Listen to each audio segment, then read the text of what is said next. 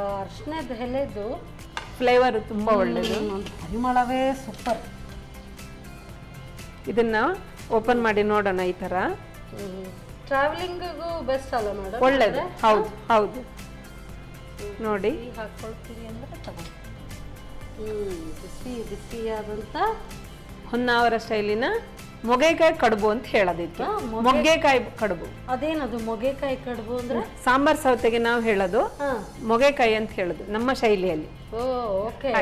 ಹೊನ್ನಾವರ ಶೈಲಿಯ ಮೊಗೆಕಾಯಿ ಕಡುಬು ತಯಾರಿಸುವ ವಿಧಾನ. ಮೊದಲು 1 ಕಪ್ ಅಕ್ಕಿ ರವೆಗೆ 2 ಕಪ್ನಷ್ಟು ಸಾಂಬಾರ್ ಸೌತೆಕಾಯಿಯ ತುರಿ, 1/4 ಕಪ್ ತೆಂಗಿನ ತುರಿ, ರುಚಿಗೆ ಅನುಸಾರವಾಗಿ ಉಪ್ಪು ಹಾಕಿ ಚೆನ್ನಾಗಿ ಬೆರೆಸಿಕೊಳ್ಳಿ. ನಂತರ 2 ಅರಿಶಿಣದ ಎಲೆಯ ಮೇಲೆ ಹಿಟ್ಟನ್ನು ಹಾಕಿ ಮಡಚಿಕೊಂಡು ಹಬೆಯಲ್ಲಿ 10 ರಿಂದ 15 ನಿಮಿಷ ಬೇಯಿಸಿಕೊಳ್ಳಿ.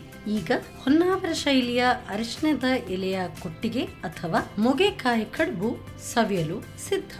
ನಮ್ಮ ಟಿವಿ ಕರಾವಳಿ ಕರ್ನಾಟಕದ ನಾಡಿಮಿಡಿತ.